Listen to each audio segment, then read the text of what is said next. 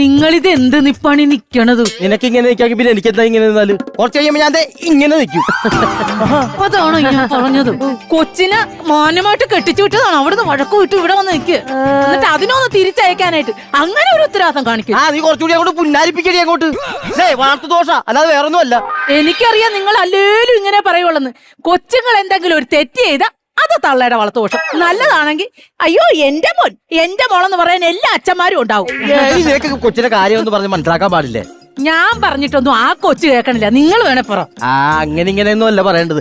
തഞ്ചത്തിലും തരത്തിലും വേണം കൊച്ചിന്റെ കാര്യങ്ങൾ പറഞ്ഞ് മനസ്സിലാക്കാനായിട്ട്. എന്നാലേ തഞ്ചത്തിനും തരത്തിനും നിങ്ങൾ തന്നെ അങ്ങ് പറഞ്ഞാൽ മതി. കൊച്ചെന്തേ? കൊച്ചേ കൊച്ചേ പിള്ളയായിട്ട് വന്ന് വഴക്കിട്ടിട്ട് വന്ന് നിക്കുകയാണ് ഇവിടെ കൊച്ച്.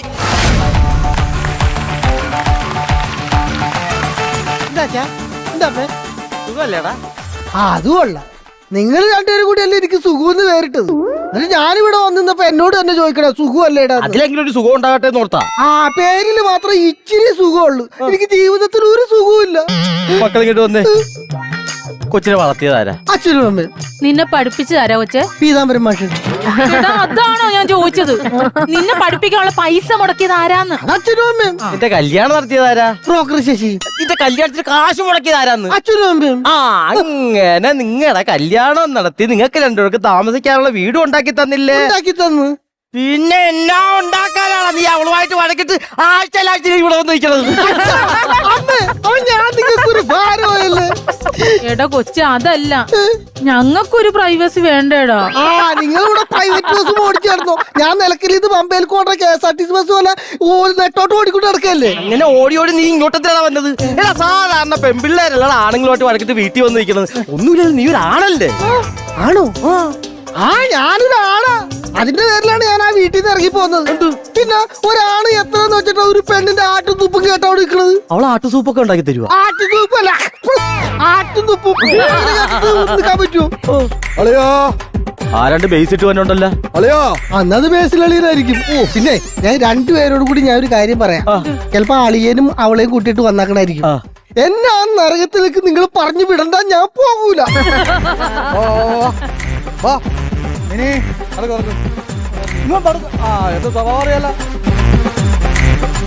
അളിയനാ മോൻ തിരിച്ചു നിൽക്കണോ? നീ അളിയനാ വിളിക്കണ. അളിയൻ വാ. അളിയ അളിയൻ കേക്ക്, ഞാനൊരു വിവരക്കേട് പറയട്ടെ. പറഞ്ഞാ മതി, അറിയാലോ.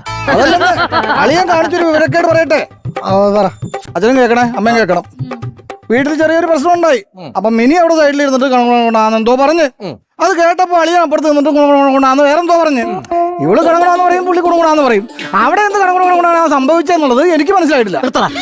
നീ എന്നാ കണവണ ഈ പറയണത്? അവിടെ എന്തോ സംഭവിച്ചെന്ന് എനിക്ക് മനസ്സിലായിട്ടില്ല. അത് കഴിഞ്ഞതും അളിയൻ ബാഗ് എടുത്തിട്ട് ഇറങ്ങി പോന്നു. അതാണ് അളിയൻ കാണിച്ച വിവരക്കേട്. ഒരു പണി ചെയ്തേ, മിനിമോളും വന്നിട്ടുണ്ട്. അളിയൻ പോയിട്ട് ബാഗും കളിപ്പാട്ടവും കളർ പെൻസിലൊക്കെ എടുക്കും, നമുക്ക് പോവാം. മിനി വിളിക്ക്. സുഖേട്ടാ. ആ വിളിയിൽ തന്നെ ഒരു സുഖമില്ല. സുഖേട്ടാ. മിനിമോളല്ലേ വിളിക്കുന്നത്?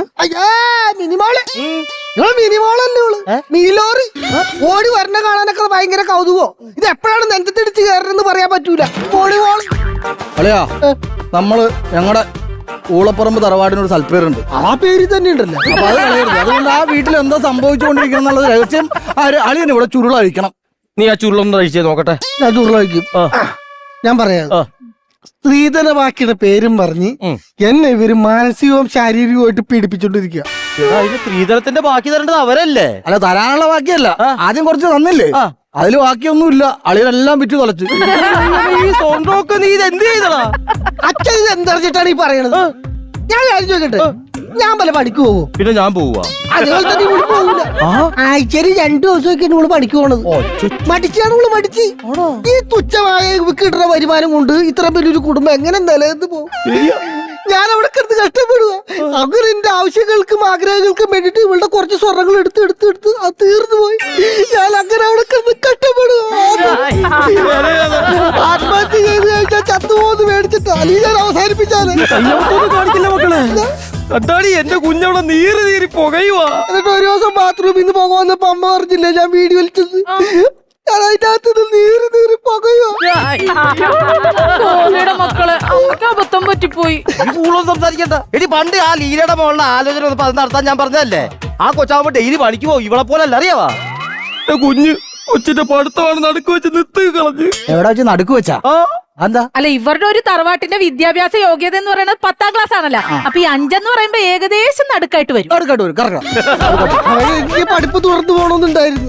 പിന്നെ എന്തോരം കുട്ടികളാണ് കല്യാണം കഴിഞ്ഞിട്ട് പഠിപ്പ് കണ്ടിന്യൂ ചെയ്ത് പോണത്. ഇവള് വിടൂല. എന്താ പോട്ടെ, എന്റെ ഏതെങ്കിലും കോഴ്സിന് വിട്ടൂടെ?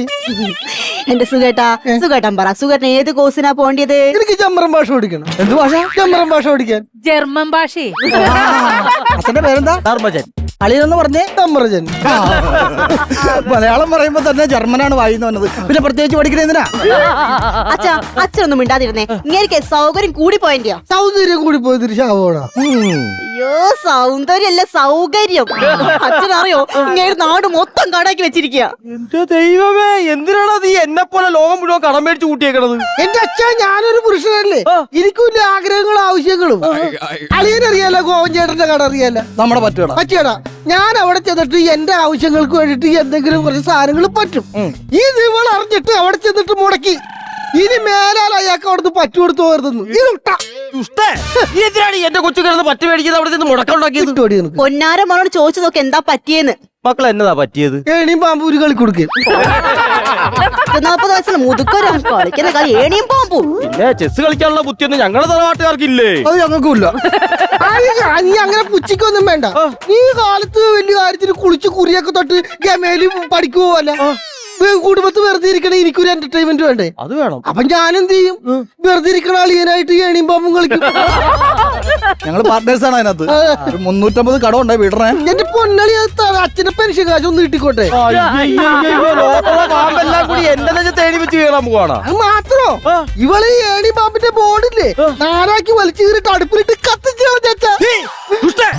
എന്ത് പണിയാണ് കളിച്ചത്? ഞങ്ങൾ പാരമ്പര്യമായിട്ട് കളിക്കുന്ന കളിയാത്. അതില്ലാണ്ടാക്കിയാ നീ. എന്റെ പൊന്നച്ഛനും മിണ്ടാതിരിക്കും, ഞാൻ സംസാരിച്ചോളാം. അതെ സുഖേട്ടാ, ഞാൻ പറഞ്ഞ കേക്ക്. എന്റെ അച്ഛനില്ലേ ചിക്കൻ കറിയൊക്കെ ഉണ്ടാക്കി സുഖേട്ട കാത്തിരിക്കുന്നുണ്ട്. വാ. എന്റെ ദൈവമേ, ഇവളുടെ അച്ഛൻ എന്നെ കാത്തിരിക്കണെന്ന്. ഇവളെക്കാളും വലിയ സൈക്കോണ് പുള്ളിക്കാരൻ.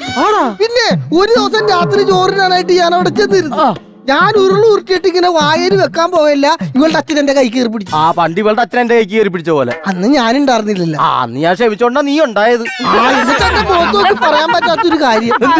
എടാ, വേലക്കും കൂലിക്കും പോകാതെ ഇവിടെ വന്നിരുന്ന് കള്ളച്ചോറുണ്ണാൻ നിനക്ക് ഉളുപ്പില്ലടാ. എന്നോട് പറഞ്ഞ സെയിം ഡയലോഗ് തന്നെ. ചങ്ക് തകർത്ത് കളഞ്ഞില്ലേ? എന്റെ കൊച്ചിന്റെ അല്ലല്ലോ, ഇവളുടെ അച്ഛന്റെ ഇടിയെല്ലാം വെച്ചു കൊടുത്തത്. പിന്നെ ഞാൻ കൊച്ചിന്റെ സിറിലാക്ക് എടുത്ത് കഴിച്ചിട്ട് കിടന്നു. ഞാൻ അന്ന് രാത്രി ഒരു ഉളക്കം നടത്തിട്ടില്ല അച്ഛാ. അമ്മായിയപ്പനെ ഇടിച്ചതിന്റെ വിഷമം കൊണ്ടായിരിക്കും അല്ലേ? അതൊന്നുമല്ല, കൊച്ചിന്റെ സിറിലാക്ക് എടുത്ത് ഞാൻ കഴിച്ചില്ലേ. പിന്നെ രാത്രി ആയപ്പോ കൊച്ചു വെച്ചിട്ട് സിറിലാക്ക് വെച്ചുകൊണ്ട് അളിയനെ പോലെ ഒരു നരിച്ചീറ് കൊച്ച്. ഏത് സമയം വെച്ചപ്പോ പാരമ്പര്യാന്നേ. ഓ, ഇനി അതും ഇതൊന്നും പറഞ്ഞേക്കണ്ട. ചട്ടിയും കലാകുമ്പോ അങ്ങനെ തട്ടിയും മുട്ടിന്നൊക്കെ ഇരിക്കും. ഇതുപോലെ തല്ലിപ്പൊട്ടിക്കാതെ നോക്കിയാ മതി. ഞാൻ ഒരു കാര്യം പറഞ്ഞേക്കാം. ഞാനും ഇവളും കൂടി ഒരുമിച്ച് പോകുന്നു ഇനി അളിയൻ വിചാരിക്കണ്ട. അളിയങ്ങന്ന് ഒരുമിച്ച് പോകണ്ടെന്ന്. അവള് 15 ജിയോ ട്രാവൽസിന് പോട്ടെ, നമുക്ക് അടുത്ത ബസ്സിന് പോവാ. അളിയ, ഞാൻ അതാണ് പറഞ്ഞത്. ഞങ്ങളുടെ ജീവിതം ഇനി ഒരുമിച്ച് മുന്നോട്ട് പോകൂല. ഞാൻ തീരുമാനിച്ചു. ദേ കൊച്ചേ, പെട്ടിയും കിടക്കെടുത്ത് ഇറങ്ങാൻ നോക്ക്. ഞാൻ പോകൂല. അളിയോ അതെ, മിനിമോള് വിളിച്ചാ വരണ്ട. പക്ഷേ അളിയൻ അളിയന്റെ ഹൃദയത്തില് ഞാനുണ്ടെന്ന് എനിക്കറിയാം. പക്ഷെ ഇവളുടെ ഹൃദയത്തിൽ ഞാനില്ല. എന്റെ ഹൃദയത്തിൽ അളിയൻ കയറി ഇരിക്കണം എന്നല്ല പറഞ്ഞത്. പുതിയ ഏണിയും പാമ്പിന്റെ ബോർഡ്,